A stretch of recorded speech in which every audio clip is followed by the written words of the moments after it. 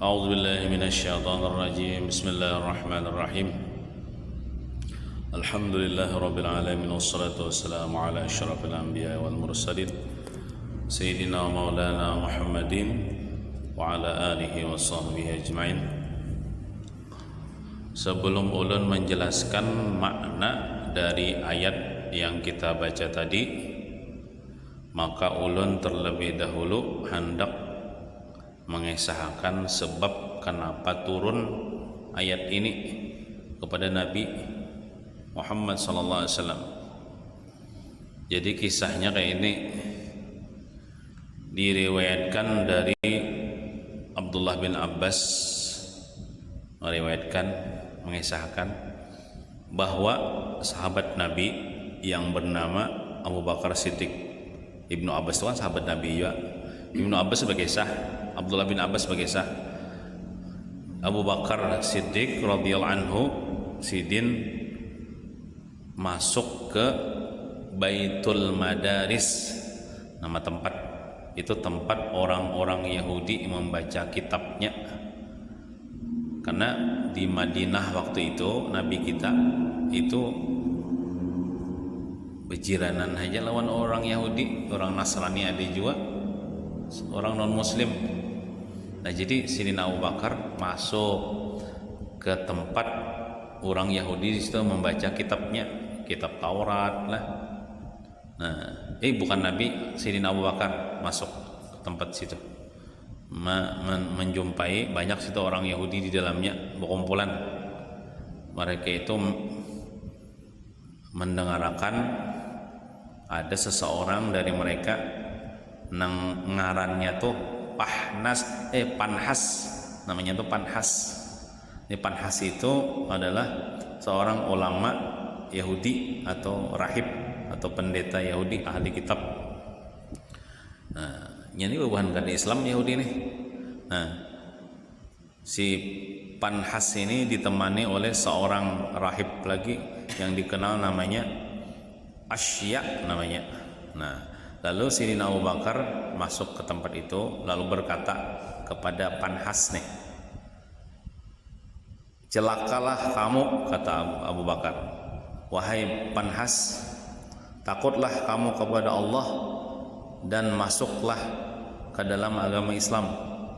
Artinya masuk buah nikam ini masuk ke dalam agama Islam aja. Demi Allah, sesungguhnya kamu benar-benar mengetahui bahwa Nabi Muhammad adalah utusan Allah. Nabi Muhammad telah datang kepada kalian dengan membawa kebenaran dari sisi Allah. Kalian menemukan hal itu tertulis di dalam kitab Taurat dan Injil yang ada pada kalian. Kan bubuhan kalian ini membaca kitab Taurat nih, membaca kitab Injil nih. Situ kan dikisahkan tentang Nabi akhir zaman, yaitu Nabi Muhammad bin Abdullah namanya. Apa buah nikam kada iman juga? Baca kitab aja tapi kada mamalakan. Di sini Abu Bakar nih masuk Islam pangi buah nikam. Nah, inya bubuhan Yahudi ini tahu bahwasanya Nabi Muhammad itu Nabi akhir zaman, tapi mengaras dan sombong dan angkuh. Itu banglah bila orang tuh alim tapi kada mengamalkan ilmunya, ya kayak bubuhan ahli kitab, bubuhan Yahudi nih. Ujar Abu Bakar, masuk Islam bubuhan nyawa ini. Lalu si Panhas tadi menjawab, inya menjawab kayak ini, demi Allah aja, sumpah juga nih, inya percaya Tuhan tuh Allah Ta'ala, tapi inya kada mengakui Nabi Muhammad sebagai Nabi akhir zaman. Itu namulah buatnya kafir. Demi Allah aja, sejar Panhas tadi, wahai Abu Bakar, kami tidak mempunyai sesuatu keperluan pun kepada Allah karena Allah miskin ya. Tipadakannya Tuhan miskin, tipadakannya Tuhan fakir. Kami kada perlu lawan Tuhan ya. Karena kada perlu lawan Allah Ta'ala, karena Allah Ta'ala miskin ya kan. Saking bejatnya tuh si Yahudi ini, Tuhan dipadakannya miskin, Tuhan dipadakannya fakir. Dan sesungguhnya dia benar-benar berhajat kepada kami. Ujar Tuhan yang berhajat lawan kami, bukan kami berhajat lawan Tuhan. Nah, Kami tidak meminta-minta kepada Allah sebagaimana Allah meminta-minta kepada kami. Dan sesungguhnya kami adalah orang-orang yang sugih, orang yang kaya, tidak memerlukan Allah. Seandainya Allah tidak memerlukan kami, niscaya Dia tidak akan meminta utang kepada kami seperti yang dikatakan oleh temanmu yang bernama Muhammad itu. Allah melarang kalian melakukan riba aja, tetapi Allah membolehkan riba kepada kami. Seandainya Allah kaya, niscaya Allah tidak memberi kami riba. Nya kayak ini kan tidak ada di dalam ayat Quran. Allah berfirman, ujar Allah Ta'ala berfirman dalam surah Al-Baqarah atau ayat 245. Allah berfirman, man dzalladzi yuqridu Allah qardan hasana fayudha'ifahu lahu adhafan katsirah. Yang artinya tuh ujar Allah Ta'ala nih, barang siapa yang mau memberi pinjaman yang baik kepada Allah, Allah akan melipat gandakan pembayaran atas pinjaman itu baginya berkali-kali lipat. Padahal maksud ayat ini, siapa yang menghutangi Allah itu maksudnya kita nih membantu agama Allah dengan duit kita nih, membantu agama Allah, maka kita Allah membalas kita berlipat ganda pahalanya. Contoh misalnya kita membantu agama Allah, menyumbang duit untuk agama, memperjuangkan agama Allah, misalnya 100.000 nih, kena Tuhan balas kena pahalanya berpuluh-puluh lipat ganda tuh. Nah, dipadahkannya Tuhan tuh miskin. Kenapa? Kan dalam ayat itu aja Tuhan minta utangi.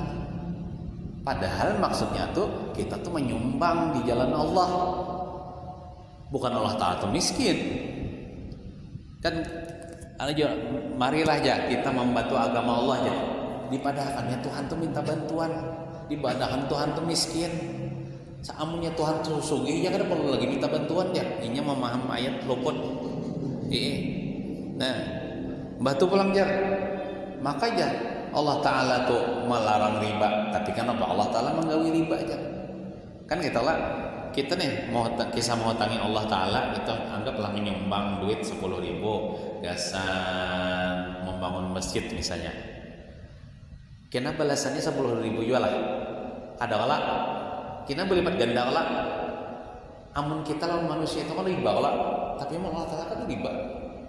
Tuhan membalas dan kita menyumbang 10.000 itu dibalas Tuhan kita 100.000 pahala bang. Nah, dipadahkannya Tuhan riba. Maka Tuhan melarang kita riba. Kan mau tangi dibayar lebih. Kenapa Tuhan menggawi riba aja? Buktinya dalam ayat itu ya. Siapa yang menghutangi Allah, memberikan pinjaman kepada Allah, maka Allah akan melipat gandakan bayarannya. Padahal maksud daripada ayat itu, kita nih menyumbang duit membantu agama Allah. Karena Tuhan di akhirat memberikan yang lebih ganda lagi berupa surga. Nah, dipadahkannya Tuhan itu miskin. Buktinya Tuhan miskin, Tuhan minta hutangi. Nah, minta hutangi. Jadi bila kita nih menyumbang duit untuk membela agama Allah, dipadahkannya Tuhan tebuh hutang lawan kita. Padahal kadang yang disamakan Allah Ta'ala lawan makhluk. Nah, jadi jangan beban Yahudi, Allah Ta'ala itu miskin, Allah Ta'ala itu fakir, kami nang sugih. Kami kada perluan Allah Ta'ala. Allah Ta'ala nang perlu kepada kami. Buktinya Muhammad kawan ikam memadahkan. Ya Allah Ta'ala, siapa yang menghutangi Allah Ta'ala, artinya menyumbangkan harta untuk membela agama Allah, maka Allah akan membayarnya dengan lipat gandaan. Hanjar Allah Ta'ala berlaku riba Allah jar, maka melarang-larang riba Allah Ta'ala. Nah, ini akibat inya salah paham, salah memaham ayat nih. Nah, mendengar kata-kata tersebut, Abu Bakar pun marah sarik. Lalu Abu Bakar memukul Muha, ditampar Abu Bakar Muhasi Panhas itu dengan pukulan yang keras. Wah, jar. ibaratnya muar sada Abu Bakar nih, si dini marahnya karena Allah. Kenapa? Menghina Allah. Allah dibadahkan miskin itu kan menghina Allah. Kita gini bila ada misalnya orang menghina Allah, nyemati Allah, tampar hak muhanya kan itu salah kita. Nah, ditampar Abu Bakar sampai bincul kan itu, sampai berdarah kata. Nah, dan Abu Bakar pun berkata, demi Allah yang jiwaku berada dalam genggaman Allah, sekiranya tidak ada perjanjian perdamaian antara kami dan kalian wahai orang Yahudi, niscaya aku akan tebas lehermu. Cuman ada perjanjian bang di Madinah tuh, kita orang Islam kada boleh membunuh orang Yahudi karena orang Yahudi mungkin bayar pajak, karena ini lalu dilindungi oleh negara Islam. Boleh aja bagaimana di Madinah ada diusir, ada pang perjanjian kayak itu. Cakap ada perjanjian itu jar Abu Bakar timpas sudah hikam, baget kepala hikam, bunuh hikam. Wah, cuman karena ada perjanjian perdamaian benar Nah, wahai musuh Allah aja, bohongilah kami semampu kalian. Itu kan ibaratnya ini tuh hendak membunguli bubuhan kaum muslimin. Kalau jika memang kalian orang-orang yang benar, ya tadi mau memutar balikan fakta tadi, memaham sasat tadi. Mereka hendak membunguli orang Islam deh, tapi Abu Bakar pintar, paham dengan ayat itu. Kami ini kan kok dibunguli jar Abu Bakar. Nah, lalu si Panhas itu karena inya imbah ditampar, mungkin bincul, lalu inya datang kepada Nabi Muhammad SAW, mengaduakan kejadian itu kepada Nabi Muhammad. Tetap ujuk-ujuk oleh Nabi Muhammad. Lalu sampai di hadapan Nabi Muhammad, wahai Muhammad jar. Inya menyambut Muhammad, ini kan Islam. Wahai Muhammad jar, nih lihatlah apa yang dilakukan oleh temanmu Abu Bakar. Nih nah, bincul muhako, ditamparnya. Lalu Rasulullah bertanya kepada Abu Bakar, apakah yang mendorongmu berbuat demikian terhadapnya wahai Abu Bakar? Kenapa jadi kamu menampar? Lalu Abu Bakar menjawab, wahai Rasulullah, sesungguhnya musuh Allah ini, ya Yahudi nih, telah mengucapkan kata-kata yang sangat kurang ajar terhadap Allah. Dia mengatakan Allah miskin, dia Allah mengatakan Allah fakir, dan bahwa mereka tidak memerlukan Allah jar, karena mereka menganggap dirinya kaya. Nah, setelah Abu Bakar mengatakan demikian, setelah orang Yahudi itu berpandir ke itu, wahai Rasulullah, ulun pun marah. Lalu ulun membela Allah yang menyebabkan yang penyebabnya tiada lain adalah kata-katanya tadi. Lalu ulun pukul, ulun tampar wajahnya. Ini kan Abu Bakar berkata jujur nih. Sekalinya si Panhas tadi ngeles, berkilah dan mengingkari hal tersebut, seraya berkata, aku tidak mengatakan demikian jar. Aku kan tidak berpandir kayak itu jar. Muhammad ya, aku dustai Abu Bakar jar. Aku kan tidak berpandir memadahkan Tuhan tu miskin kan tidak jar. Ini orang Yahudi nih. Nah, lalu turun ayat yang kita baca nih. Lalu Tuhan memadahkan dasar orang Yahudi itu sebab pandir ke itu. Nah, coba kita baca ayat tadi. Lalu turun ayat ini yang dibawa oleh Jibril. Allah berfirman, laqad sami'a Allahu qala alladziina qalu innallaha faqiru wa nahnu aghniya. Yang artinya tuh, sungguh Allah benar-benar telah mendengar perkataan orang-orang Yahudi, yang orang Yahudi itu berkata, innallaha faqirun, sesungguhnya Allah Ta'ala fakir, wa nahnu agniya, dan kami orang sugih. Dalam ayat tuh. Nah, lalu ujar Allah Ta'ala pulang berfirman, sanaktubu ma qalu. Ujar Allah Ta'ala, kami akan mencatat perkataan mereka itu. Kami catat, ada buktinya. Kina di akhirat kinanya dituntut atas perkataannya mengatakan Allah Ta'ala fakir. Nah, kemudian waqat lahumul anbiya'a bi ghairi haqqin, dan Allah juga mencatat pembunuhan mereka itu terhadap nabi-nabi mereka tanpa alasan yang dibenarkan. Jadi bubuhan Yahudi ini inya hobinya membunuh para nabi. Kalau Nabi Yahya itu dibunuh orang Yahudi, Nabi Zakaria itu dibunuh oleh orang Yahudi, banyak kali nabi-nabi yang lain. Walaupun nang di zaman Nabi itu inya kada membunuh nabi, nang membunuh nabi itu kan bubuhan datu-datunya di zaman Nabi Zakaria dan Nabi Yahya, tapi bubuhan nang anak cucunya di zaman Nabi Muhammad tuh menyetujui, berarti sama aja menyetujui pembunuhan dok, membunuh juga ngarannya. Contoh kayak ini lah, misalnya contoh Jepang lah Haji Awi misalnya, Mbak lalu minta pendapat tuan ulun, kaum ya, kenapa aja malam ini aku hendak membunuh si Suanang itu jan. Aku setuju aja jan. Soalnya Pak Haji Awi nang membunuhnya. Ulun nih Bang, ulun terlibat juga karena ulun menyetujui. Ulun dapat dosa pembunuhan juga karena ulun menyetujui walaupun nang membunuhnya Haji Awi.